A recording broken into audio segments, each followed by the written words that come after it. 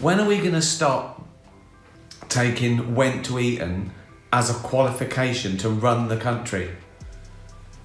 I mean, now.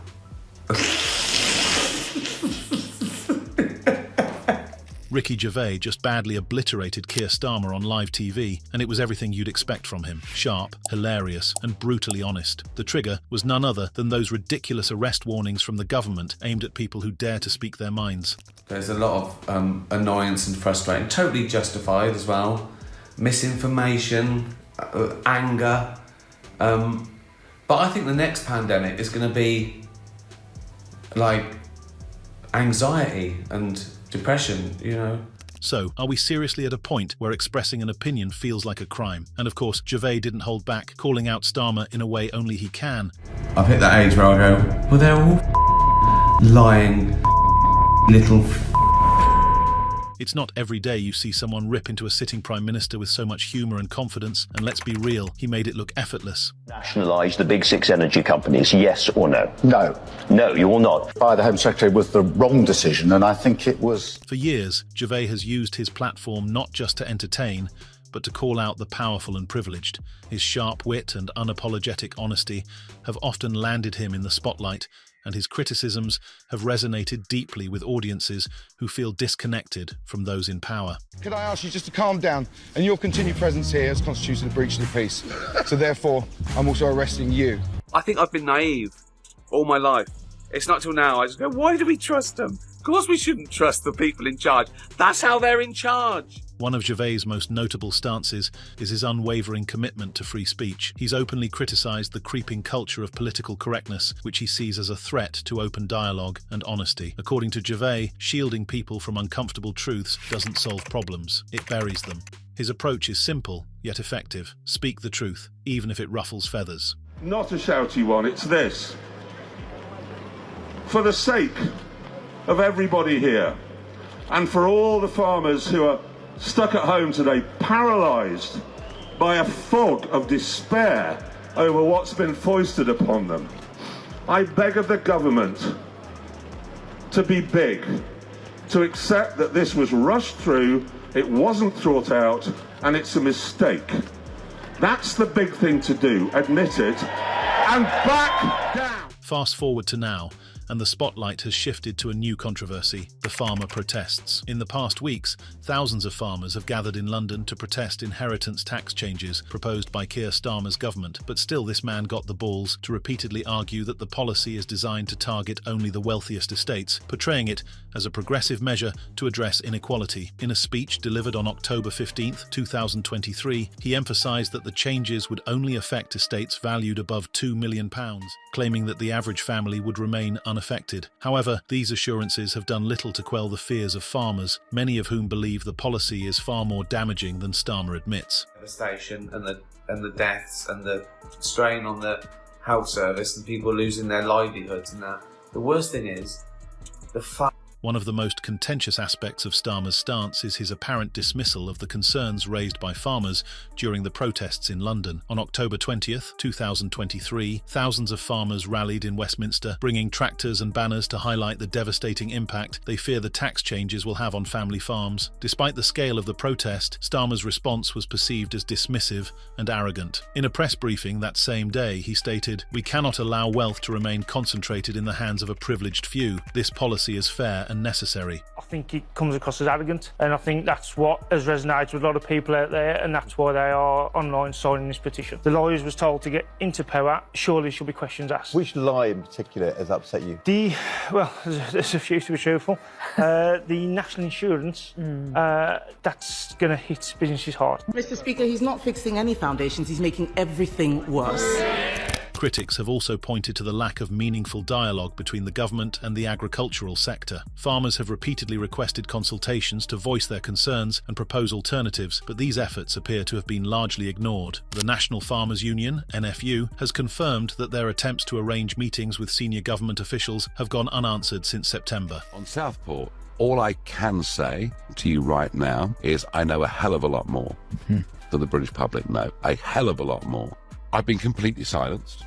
In the words of NFU President Minette Batters, this policy was drafted without any understanding of how farms operate. It's an attack on rural communities and their way of life. Starmer's refusal to engage with these stakeholders has further fueled accusations that his government is out of touch with the realities faced by ordinary citizens. Enter Ricky Gervais, a figure who has never shied away from controversy or calling out political figures. Known for his sharp wit and unfiltered commentary, Gervais wasted no time addressing Starmer's handling of the farmer protests. In a now viral video posted on his social media accounts on October 22, 2023, Gervais did not hold back. Keir Starmer wants you to believe he's fighting for the little guy, but he's doing the exact opposite, Gervais said. He's taxing family farms into oblivion while pretending it's about fairness. It's not fairness, it's political theatre. Where millions of families are simply not going to be able to pay their bills this autumn if we don't do something about it. Under our plan, fully costed, every single penny will go on keeping those prices frozen and not allowing them to go up. So every single penny is going precisely, every penny, to stopping those bills so that every family... Gervais's critique was particularly scathing when it came to Starmer's perceived detachment from the struggles of everyday people. Referring to Starmer's reported £2 million property in London, which the Prime Minister rents out for an estimated £5,000 per month, Gervais remarked, "How can a man who's profiting off the housing crisis lecture farmers about fairness? It's laughable. The guy is so far removed from reality, he probably thinks tractors are just props in a countryside postcard." The problem has got to be dealt with. The crossings of the channel, nobody should be making that crossing, and we absolutely have to deal with it. So on that issue, we're very, very clear. I've always said, in the end, the only way to deal with is to break the criminal gangs that are driving this. They've been driving this as a vile trade, making huge... Beyond the humour, Gervais underscored the serious implications of Starmer's policies and leadership style. Transparency and accountability are recurring themes in Gervais's public statements, and this situation was no exception. If you're going to push through a policy that affects thousands of families, the least you can do is listen to them, he argued. But no, they'd rather dismiss anyone who disagrees as uninformed or selfish. It's disgusting. I can't ask questions about it in the House of Commons. Parliamentary privilege is out of the window. We are witnessing one of the biggest cover-ups. This critique came against the backdrop of broader dissatisfaction with Starmer's government. In a poll conducted by YouGov on October 25, 2023, 63% of respondents agreed that the government was not doing enough to engage with rural communities, while 71% believed the inheritance tax policy would unfairly target family-owned farms. Wouldn't do anything close to it. Thankless, horrible. Oh, I'd be rubbish at it, I'd be angry, I'd piss people off, I'd say the wrong thing, I'd go, oh, forget it, do what you want. I was trying to help you, amongst yourselves. No, that. No. And I wouldn't want to take it. One of the most striking aspects of Gervais' criticism was his ability to articulate the frustrations of those who feel ignored by the political elite. While politicians often rely on polished rhetoric, Gervais' blunt and relatable style cuts through the noise. His commentary isn't just a celebrity's opinion, it's a reflection of widespread discontent. Farmers who participated in the protests have shared clips of Gervais' video, thanking him for saying what we've been trying to tell the government for months. To pay tribute to Jeremy Corbyn, who's a friend as well as a colleague. You wouldn't call Jeremy Corbyn a friend? No. We have to make the case for freedom of movement. We don't want open borders. Freedom of movement has gone and it's not coming back. Cutting off power, cutting off water? Well, I think that Israel does have that right. I was not saying that Israel had the right to cut off water, food, fuel or medicine. As the controversy continues, Gervais' emphasis on transparency remains a key point of discussion. He has consistently argued that leaders must be held accountable for their promises, particularly when those promises directly impact people's lives. In one memorable line from his video, Gervais said, "You can't claim to champion fairness and then refuse to even sit down with the people you're supposed to be helping. That's not leadership, that's cowardice." This statement, while harsh, captured the sentiments of many who feel disillusioned with Starmer's leadership. Election manifesto. I've made that commitment. Will you nationalise the big six energy companies, yes or no? No.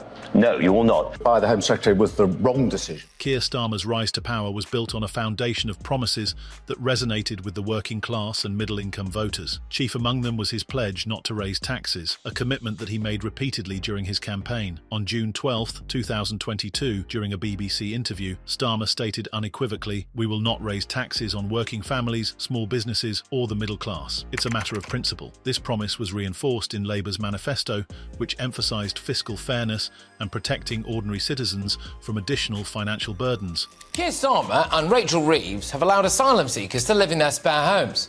Oh, no, sorry, my mistake. They're profiting off the fact that you now pay for them to live on Downing Street by letting out their spare houses. Easy mistake to make. The Telegraph reports that the Prime Minister is now a landlord. It's believed that the home that he bought for £650,000 in 2004 is now worth a cool £2 million. Yet less than 2 years into his leadership, Starmer's actions tell a very different story. The autumn budget unveiled on October 3rd, 2024, included significant tax hikes, particularly targeting national insurance and small business levies. Middle-class families are now facing an additional £1,200 annually in combined taxes and rising living costs. For small businesses, the increase in employer national insurance contributions, set to rise by 2% starting in April 2024, has led to widespread frustration. If you don't like the changes that we've made, I say the door is open and you can leave.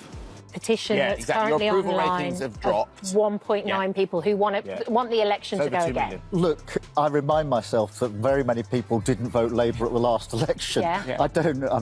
I'm not surprised that many of them want a rerun. That isn't how our system. In an open letter published on October 15th by the Federation of Small Businesses, Chair Martin McTague accused the government of abandoning the very groups it had vowed to support, stating, "Small businesses are the backbone of the economy, yet these measures treat them like an afterthought." This stark contrast between Starmer's promises and his policies has left many feeling betrayed. In a poll conducted by Ipsos Mori on October 20th, 2023, 58% of respondents expressed dissatisfaction with the government's handling of tax policy, with nearly half specifically citing broken campaign promises as their primary concern. Among middle-income households, the disillusionment is even more palpable, with 67% reporting that they no longer trust Starmer to deliver on his commitments. Thing they did 10 years ago, think how perfect I must be. That's what they're trying to say.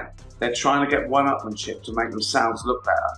So, yeah, it's to be ignored. It's getting very cold outside, but thankfully we have a Prime Minister who cares deeply about those who can't afford to put the heating on. Oh, hang on a minute, sorry. That was before the election when he was begging for your vote. Sorry, I forgot.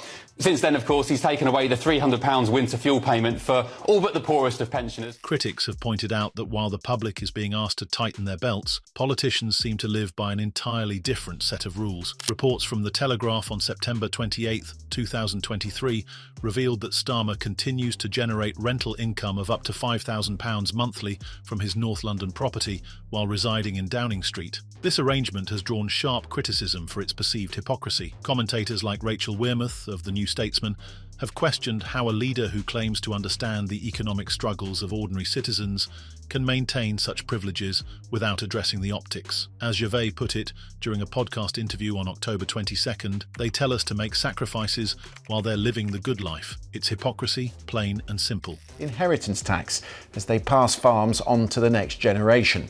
The government estimates that will raise around £520 million a year for the Treasury by 2030. Those representing farmers worry it will impact up to 70,000 UK farms. The Treasury estimates that only around 500 will end up paying any tax at all. Huge discrepancy between the two sides. Our political editor, Chris Mason, was watching the protests. Harvesting an argument, big and small. The essence of this, say the farmers in Westminster today, the next generation, and this. A survey by YouGov conducted on October 25th revealed that 64% of respondents believe the government is too quick to use legal measures to suppress protests, while 52% view the new laws as a threat to freedom of expression. For Gervais, The fight for free speech is about more than just legal principles. It's about maintaining the integrity of public discourse. The minute we start punishing people for saying things we don't like, we're heading down a slippery slope, he remarked in an interview with The Guardian on October 24th. Democracy thrives on debate, even when it's messy. This perspective has earned him both praise and criticism, but it underscores the importance of defending civil liberties in an increasingly polarized political landscape. As these issues continue to unfold, the gap between the government's rhetoric and the public's reality only seems to grow wider.